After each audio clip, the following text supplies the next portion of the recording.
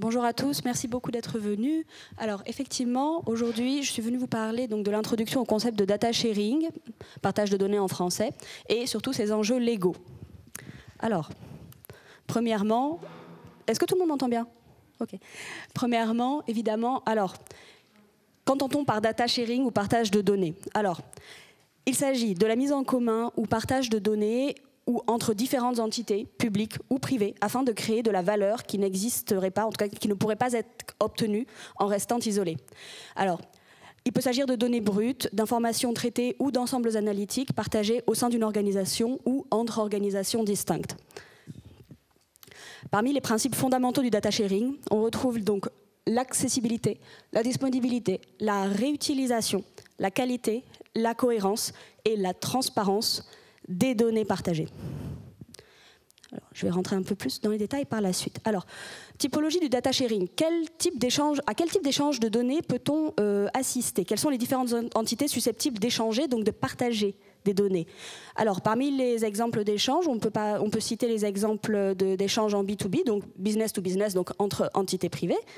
On peut citer l'exemple G2G, donc government to government, un partage entre administrations pour donc améliorer l'efficacité des services publics. Un exemple, par exemple, pendant la pandémie de Covid-19, certains pays, enfin plusieurs pays, ont mis en place des systèmes de partage de données entre, par exemple, différents ministères, ministère de la Santé, ministère des Affaires sociales, ministère de l'Intérieur, etc., pour assurer le suivi des populations les plus vulnérables, pour coordonner la réponse sanitaire, etc. Alors, contexte pardon, j'en ai oublié un important. Dans les typologies de data sharing, on retrouve également l'open data. Alors, l'open data, c'est l'ouverture de données publiques pour stimuler l'innovation. Donc, c'est la mise à disposition de données publiques encadrées par des directives européennes, des lois. Alors, parmi les enjeux, évidemment, le data sharing, ça pose de nombreux enjeux, ça pose des questions. Alors, dans quel contexte est-ce qu'on se situe actuellement? Alors, la Commission européenne a rappelé les ambitions de la Digital Decade 2030, donc c'est-à-dire la numérisation des services publics et l'accès à des identifiants électroniques sécurisés, ce qui permettrait aux citoyens européens donc un meilleur contrôle de leurs données. Dans cet objectif, la directive PSI, donc pour Public Sector Information, qu'on appelle, aussi appelée directive Open Data, a établi un cadre légal pour l'accès, la réutilisation des données détenues par le secteur public dans l'Union européenne. Son objectif principal, c'est de favoriser la mise à disposition, la circulation et le partage de données publiques. Alors, c'est un texte qui est important, on va y revenir, mais pour plusieurs raisons. Alors, premièrement, pour des objectifs un objectif de promotion, de réutilisation des données publiques. C'est-à-dire que la directive PSI encourage à faciliter la réutilisation des informations du secteur public. Donc, c'est une forme de data sharing institutionnalisée. Il y a pour la mise en avant aussi d'une forme d'obligation d'ouverture par défaut, c'est-à-dire que les données publiques doivent être accessibles à tous, sauf évidemment exception, tout ce qui est données personnelles, droits de tiers, etc. En tout cas, il faut favoriser, dans la mesure du possible, un large partage de données. Également la mise en avant de formats ouverts qu'on appelle et aussi interopérables, c'est un terme sur lequel je reviendrai un peu plus tard. La directive impose que les données soient fournies dans des formats donc ouverts, lisibles par machine. Il y a également elle met en avant également l'extension aux données de la recherche publique, c'est-à-dire que cette directive inclut désormais les données issues de la recherche financées sur fonds publics, donc elle encourage leur partage, leur réutilisation par la communauté scientifique évidemment. Et également la non-exclusivité, donc l'égalité dans l'accès à ces données. Donc la directive PSI, on l'a vu, donc je m'étale un peu dessus, mais évidemment c'est important. Donc c'est un peu le socle réglementaire du data sharing dans le secteur public européen pour encadrer, encourager, organiser la mise à disposition et le partage de données publiques, tout en posant évidemment, parce qu'il en faut toujours, des limites pour protéger les droits fondamentaux. On pense notamment à la protection des données personnelles. Donc dans ce contexte, le data sharing, c'est à la fois l'objectif et le moyen pour réaliser un peu les ambitions de la directive PSI. Alors, le data sharing, pourquoi? Parmi les bénéfices du data sharing, on peut citer évidemment l'innovation, la création de nouveaux services, l'amélioration des politiques publiques, la transparence. C'est-à-dire que ça permet une meilleure prise de décision, une meilleure collaboration, une optimisation des processus administratifs aussi. On peut penser par exemple aux plateformes d'open data, à la mutualisation de bases de données, enfin toutes ces choses-là. Et plus spécifiquement pour les administrations publiques, on peut penser évidemment à une forme de réduction des charges administratives avec le principe only once, donc la collecte unique de données qui permet d'éviter de demander plusieurs fois les mêmes informations aux citoyens, aux entreprises, donc ça simplifie quand même grandement les démarches. On peut penser à une forme d'amélioration de la qualité et de la cohérence des services. Et également à l'innovation et à de nouveaux services, puisque le partage de données ouvre la porte à des services publics innovants, à une plus grande personnalisation et même à l'automatisation de certaines tâches administratives.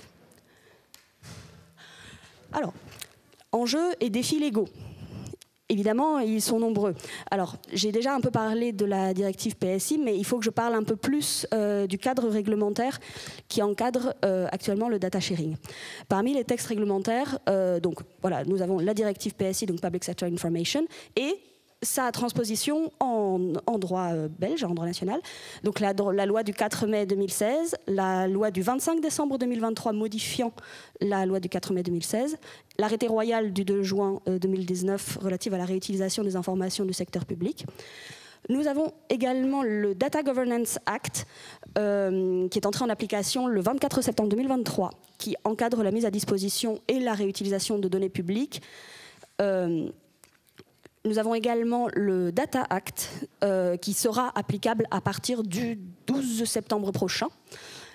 Pour la plupart de ces dispositions, en tout cas, certaines autres dispositions n'entreront en vigueur qu'un an plus tard, mais qui régulent en tout cas l'accès, le partage et l'utilisation des données générées dans le secteur privé et industriel. Nous avons évidemment également les décrets régionaux, par exemple le décret Open Data en Wallonie et Fédération Wallonie-Bruxelles, et important, le règlement général sur la protection des données, pour ce qui concerne les données à caractère personnel.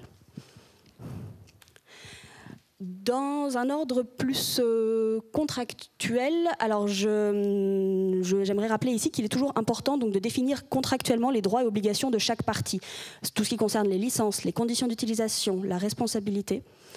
Et il faut également documenter les jeux de données, assurer la traçabilité des accès et des usages. Il y a également évidemment un enjeu de sécurité qui se pose avec le partage de données, c'est-à-dire qu'il faut garantir la protection des données sensibles, la conformité avec les exigences de sécurité, donc le partage de données doit être fait et régulé en accord avec les données dites sensibles, notamment avec le RGPD. Et il faut aussi mettre en place des mécanismes de contrôle, d'accès et de gestion des incidents, parce qu'il y en a. Voilà. Enfin, il y a un enjeu de transparence, de confiance. C'est-à-dire qu'il faut informer les citoyens sur l'utilisation de leurs données et éviter les usages abusifs. Voilà. Tous ces enjeux mènent évidemment à des réflexions sur qu'est-ce qu'on pourrait citer, qu'est-ce qu'on pourrait désigner comme bonnes pratiques et recommandations en matière de partage de données. Alors, pour mettre concrètement en place un bon partage de données, on peut citer quelques exemples de bonnes pratiques, recommandations. Alors, il y a évidemment le fait de clarifier toujours les finalités, donc les objectifs de ce partage, et de limiter l'accès aux seules données qui sont nécessaires pour la finalité recherchée. Le fait de sensibiliser les parties prenantes aux enjeux, à tous les enjeux éthiques, légaux, etc. du partage de données, et de privilégier l'interopérabilité des formats et des systèmes pour faciliter la réutilisation des données. Alors, c'est un terme sur lequel, qui mérite peut-être d'être un peu éclairci. Alors, je vais parler rapidement de l'interopérabilité des formats et des systèmes pour expliquer un peu de quoi il s'agit. Alors, l'interopérabilité des formats, alors qu'est-ce que c'est? C'est la capacité des données à être lues, comprises et utilisées par différents systèmes informatiques, indépendamment des outils ou logiciels d'origine, grâce à l'utilisation de formats de fichiers ouverts, standards, en tout cas largement reconnus. Voilà, donc dedans il y a les formats ouverts et standards, c'est-à-dire que les formats ouverts sont préférés parce qu'ils ne dépendent pas d'un logiciel propriétaire, ils peuvent être lus, modifiés par plusieurs outils, ce qui garantit une forme d'accessibilité des données, ce qui garantit aussi qu'elles peuvent être réutilisées, même si le logiciel d'origine n'est plus disponible. Il y a également une question de limite dans les formats propriétaires, c'est-à-dire que les formats propriétaires peuvent poser problème parce qu'ils peuvent risquer de limiter l'accès ou la réutilisation des données par d'autres systèmes.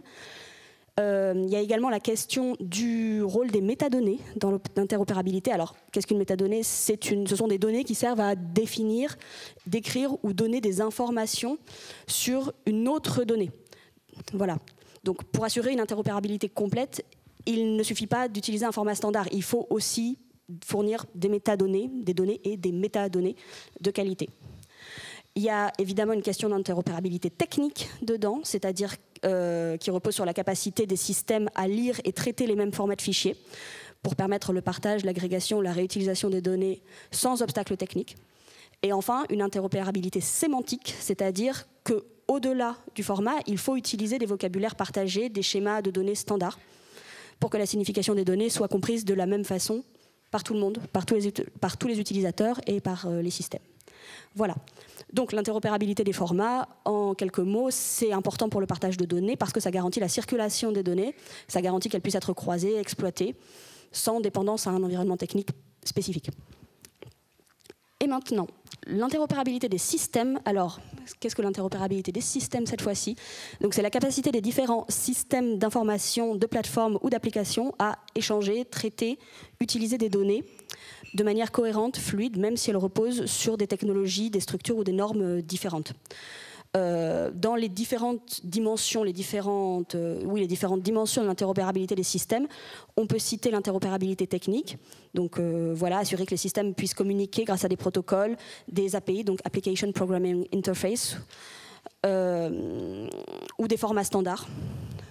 Il y a également un enjeu d'interopérabilité syntaxique et structurelle pour garantir que les données... Oui, c'est bon.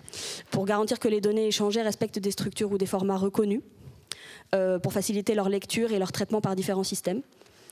On revient encore une fois à une question d'interopérabilité sémantique, donc que la signification des données soit comprise de la même manière par tous les systèmes, avec un vocabulaire et des schémas partagés. Et l'interopérabilité organisationnelle, c'est-à-dire prendre en compte la gouvernance, les processus, la sécurité et les aspects juridiques pour permettre un bon partage de données, c'est-à-dire un partage de données efficace et conforme aux règles internes, externes.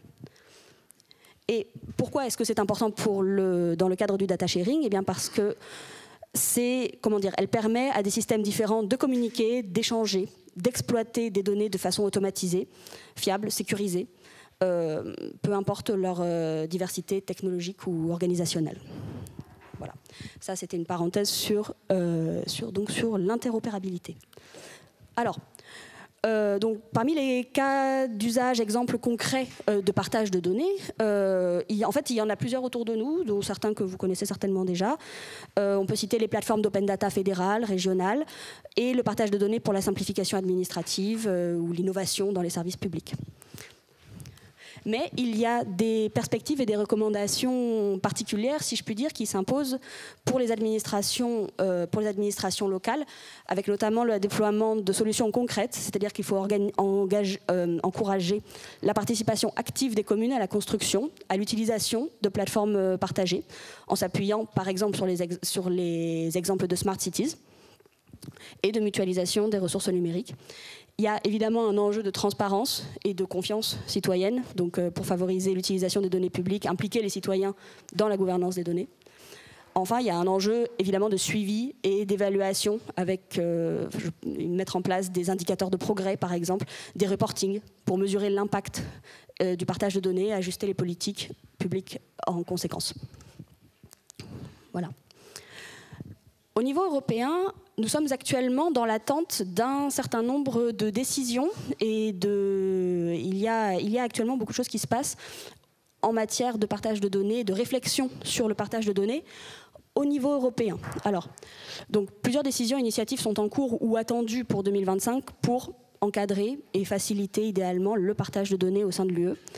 Alors, On peut citer par exemple de nouvelles règles pour le partage de données dans les services financiers. C'est-à-dire que l'Union européenne vient d'adopter des nouvelles règles pour faciliter le partage d'informations entre autorités de supervision financière. Le but, c'est aussi de réduire les demandes de données redondantes qui sont adressées aux entreprises et promouvoir le principe de report once, donc encore une fois, ne transmettre l'information qu'une seule fois à une administration. Voilà. Il faut évidemment parler aussi de la stratégie Data Union, donc avec la simplification des règles du data sharing, puisque la Commission européenne travaille sur une Data Union Strategy pour harmoniser les règles de partage de données, alléger les charges administratives, soutenir la collaboration volontaire, notamment pour les petites et moyennes entreprises, et évidemment pour le développement de l'intelligence artificielle. Donc c'est une stratégie qui vise aussi à encourager la réutilisation, la mutualisation des données.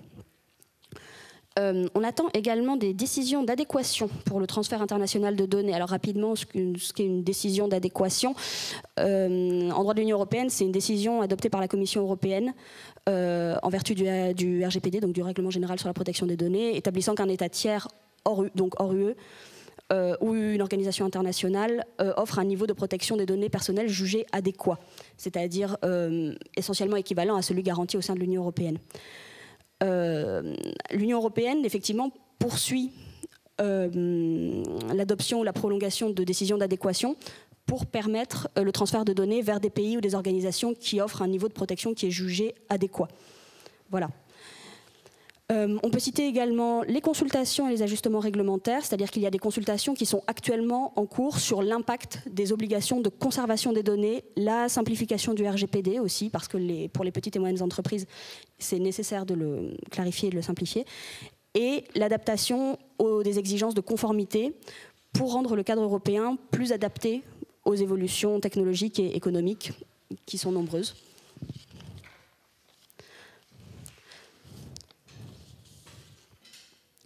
Il y a plusieurs objectifs qui sont attendus au niveau européen, en tout cas de ces textes et de ces décisions et réflexions au niveau européen.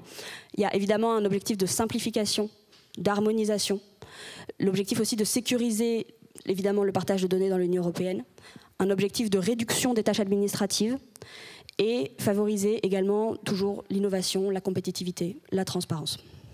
Voilà.